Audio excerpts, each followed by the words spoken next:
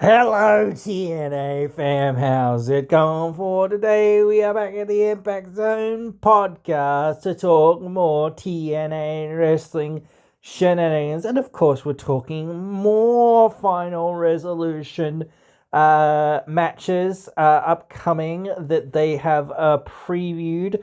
Dose, aka two matches, here to discuss. Not at 1,000%. I don't really think. I don't know. I actually kind of think I know one of these matches.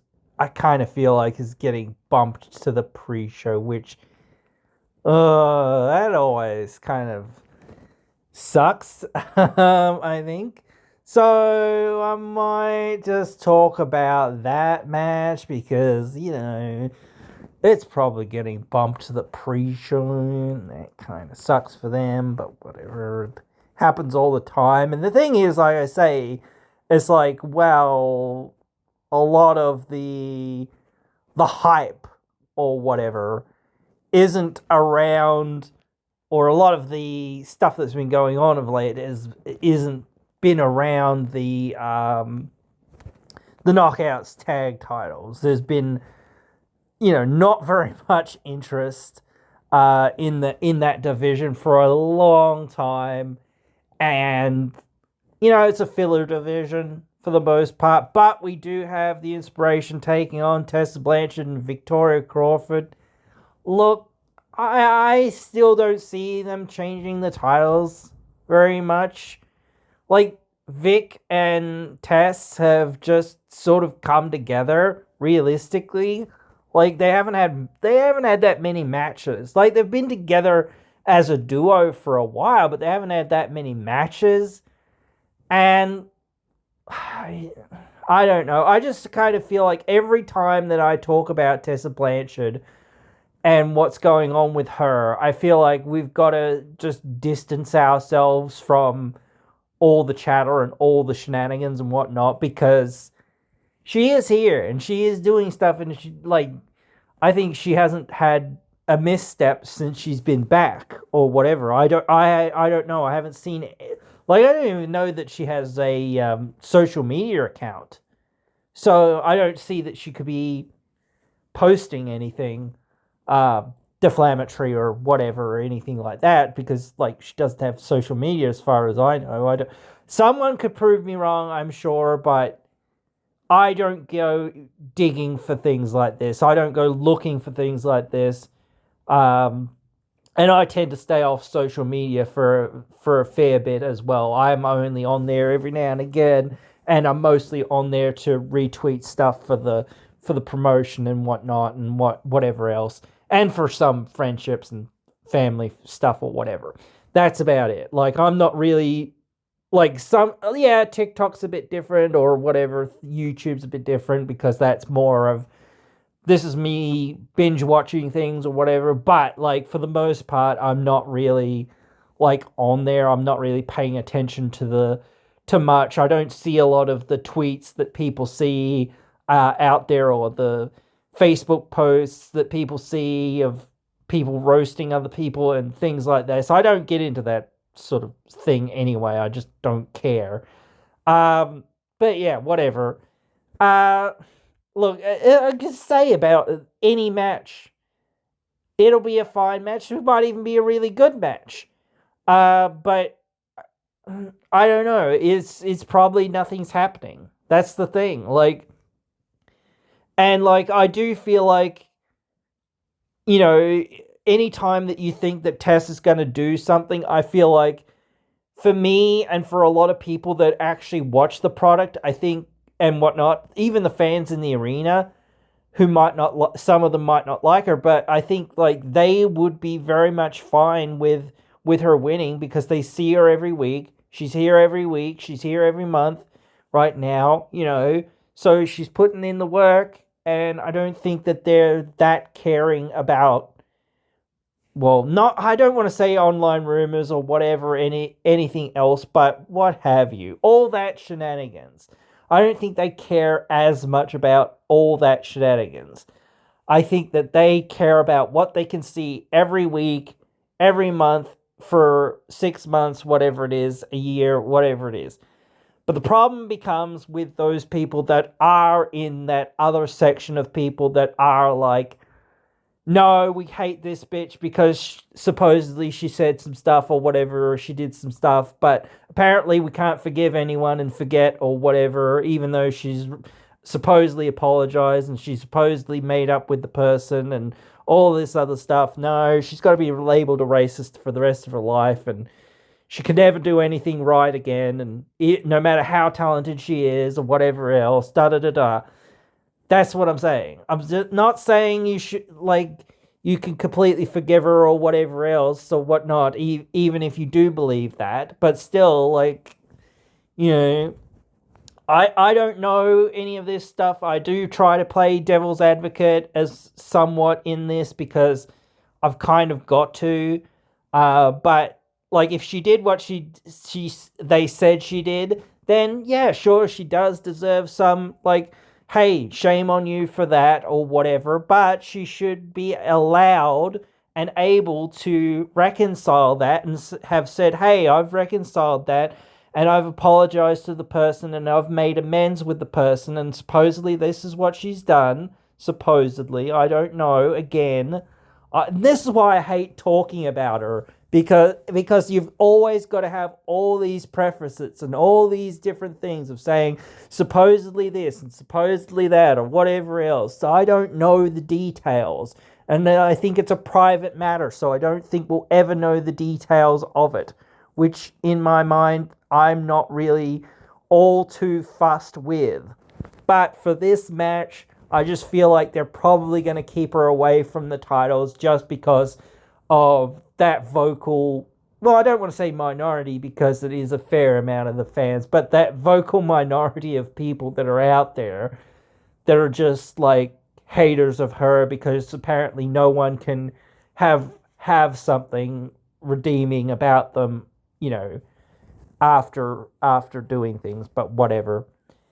So yeah, I do, but I also feel like this match could be on the pre-show, and like I've said this with a lot of titles, and I was talking about this in a recent video that I'm going to put up soon about like a lot of the title scenes when they're not hot potatoing the titles, it feels like they're dragging things out because they don't seem to know what they're going to do or who the real challengers to certain things are going to be or who's really a big threat and coming along. And you can't just have one big threat. Everyone's got to be a big threat to the titles, and that's the thing. They don't really have enough people in every division for that to kind of work. Even with the people coming in from NXT, you don't have enough people to fill out every single area of every single thing to make everything interesting or to keep everything kind of going or what have you.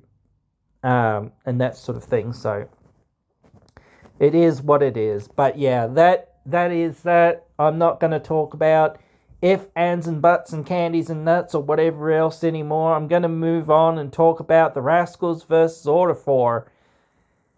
I don't know what we're going to do here.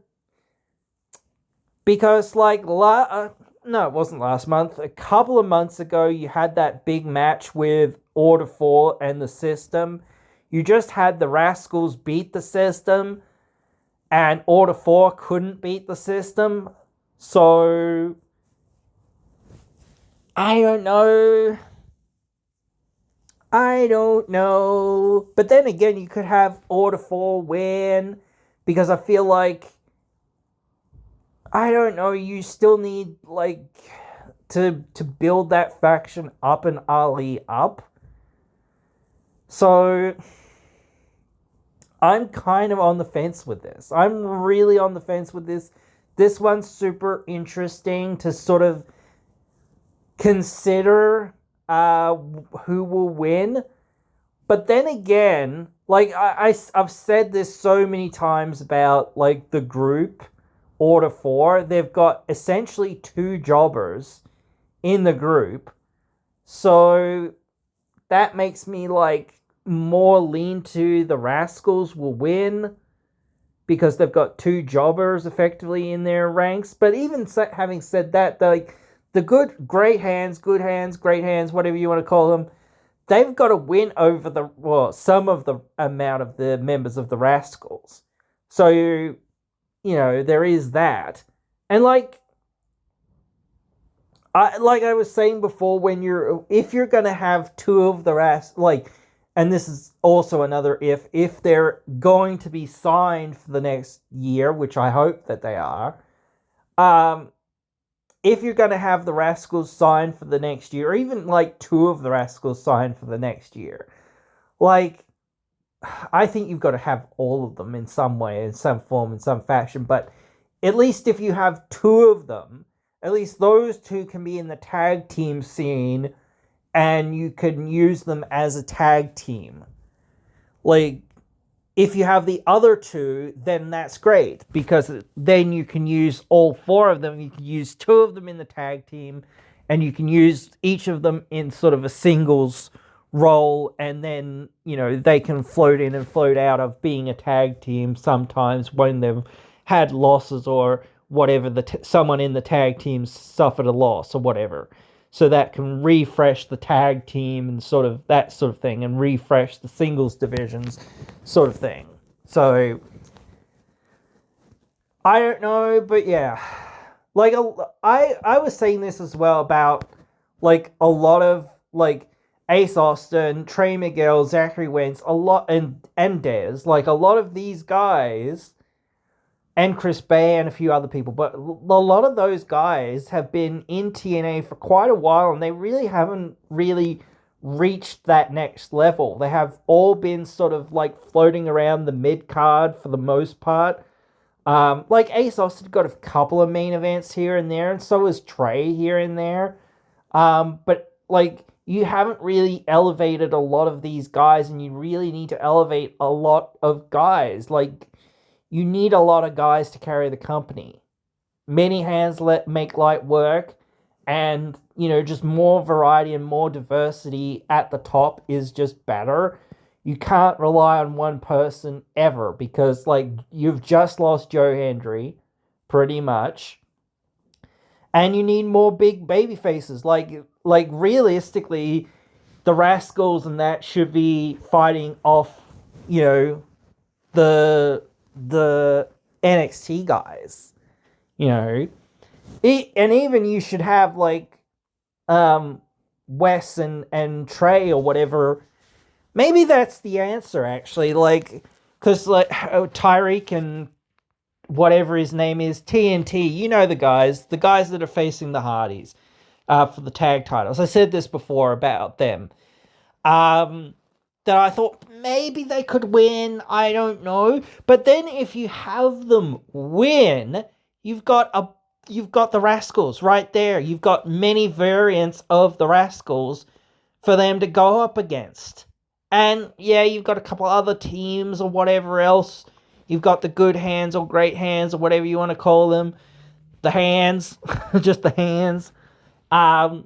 You've got, First Class. You've got a couple of other tag teams, whatever, kind of. You've got some makeshift teams you might make, whatever, I don't know. You got the Nemesis. You might have the Hardys for still a short period of time into the next year, but I don't really think you're going to have them for long, if at all. So you've got to have other tag teams to kind of fall back on. So that's where maybe you could start saying again is starting to lift more in the Rascals' favor, because they'll be more effective tag team to sort of go up against the NXT guys and beat the NXT guys eventually. At least as baby faces. You're not going to see the Great Hands win those titles as baby faces.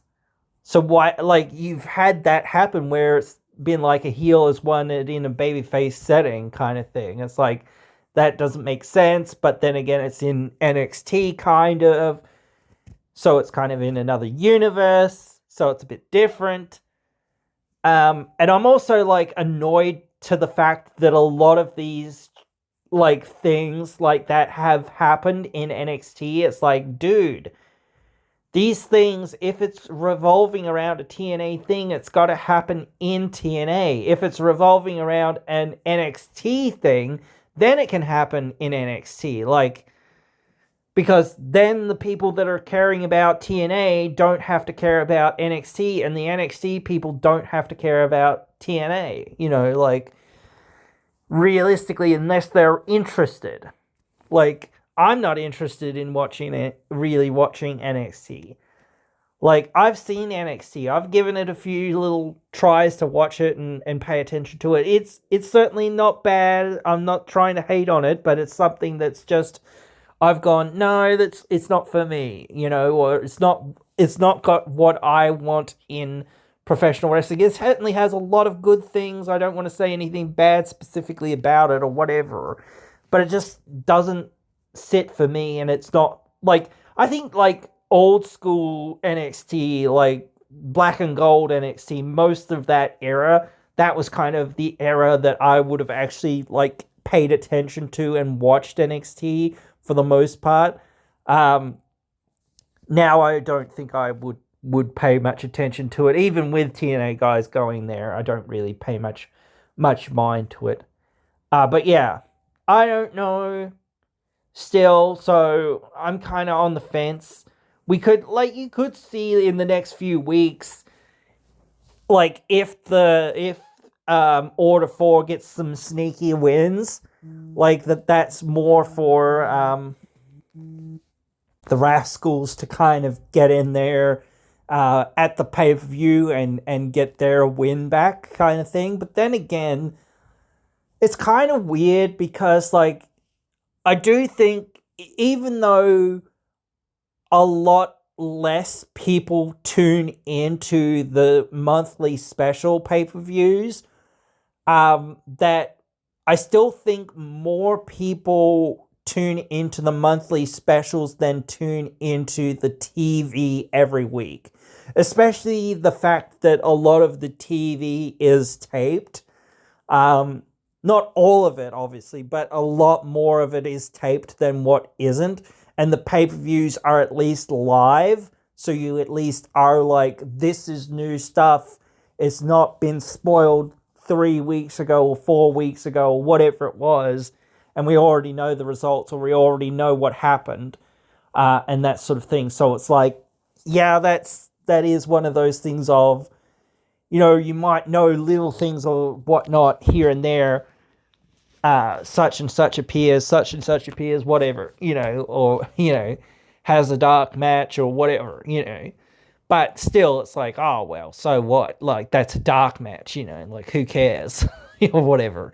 Or a pre-show match or whatever you want to call it, you know, like, or a post-show match or whatever, you know, like, obviously those matches no one gives a monkey's booty about, you know. But yeah, like, but if the Rascals pick up a win here and there, that might be a sign that, you know, you're going to get Order 4, you know, doing their shenanigans and getting their shenanigans in, especially with Ali. Like, despite that loss at Bound for Glory, I think he's mostly had a pretty good record.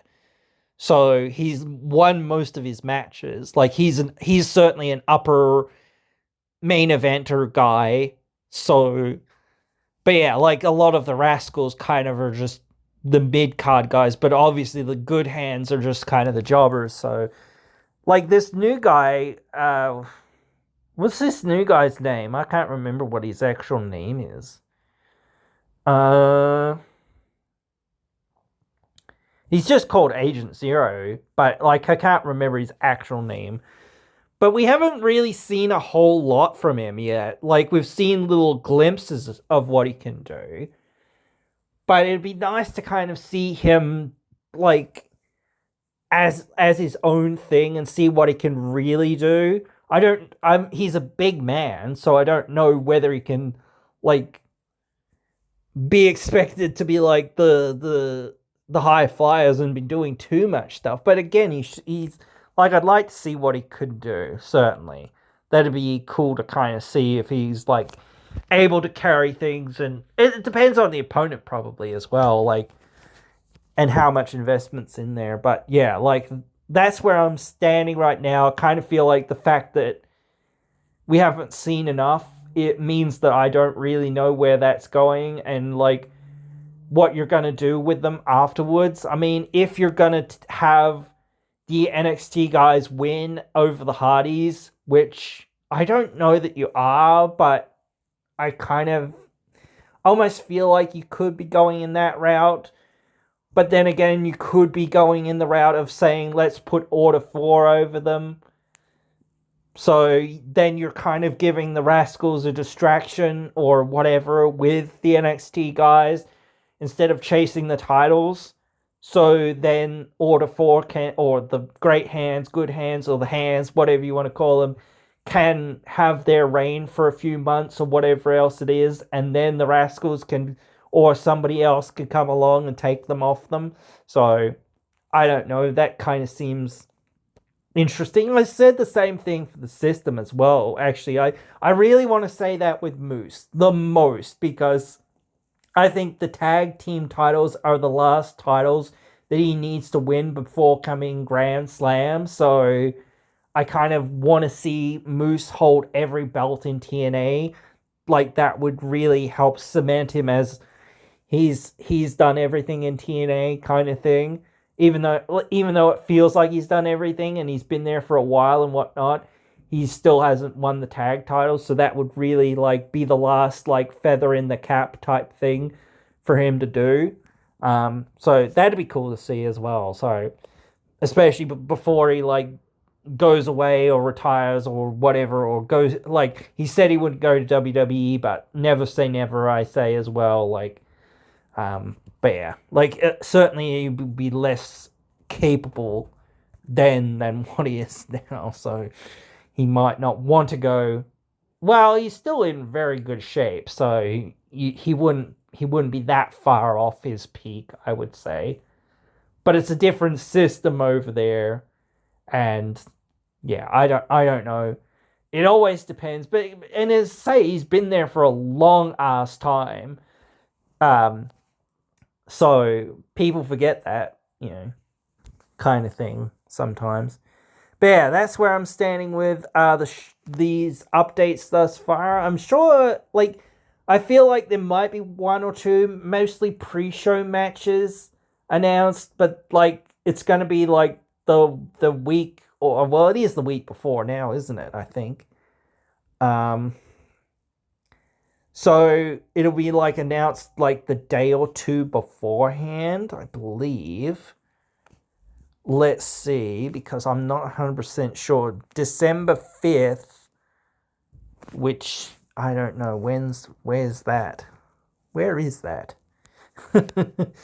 I think that is a Friday. So, oh, well, Friday here at least anyway. So that's the day after. Oops.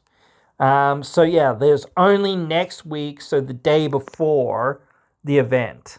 So yeah, mostly going to be just pre-show matches.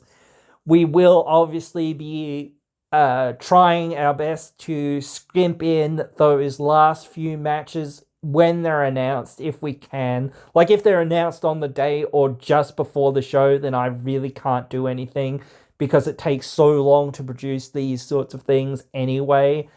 So it's just not worth the time that it takes. The predictions or the discussion would go up at the same time as the show would go up, and then it's like, well, what's the point? Like, everyone's already watching the show, so it's like, well, what's the point? And basically the matches will be on or almost over by that time, so it's like, well, so what? You could do live things, but it's like, whatever. But yeah, we'll obviously be here for the post-show review, and like, they have to announce when Genesis is, well, where Genesis is going to be specifically, what time, etc., like where it's going to be, all that stuff at this show, because they've only got a month to build to it, and they've got to start building some matches to it. So, yeah. can't wait for that. So we'll definitely be here for that as well. And then they've got to start announcing shows for the rest of the year, really, because otherwise it's like, come on, guys, like, you know, you've got to at least, you know, at least we know Slamversary roughly when that's going to be, and then Bound for Glory roughly when that's going to be. But you've got to announce other shows and tapings and tours and things like that.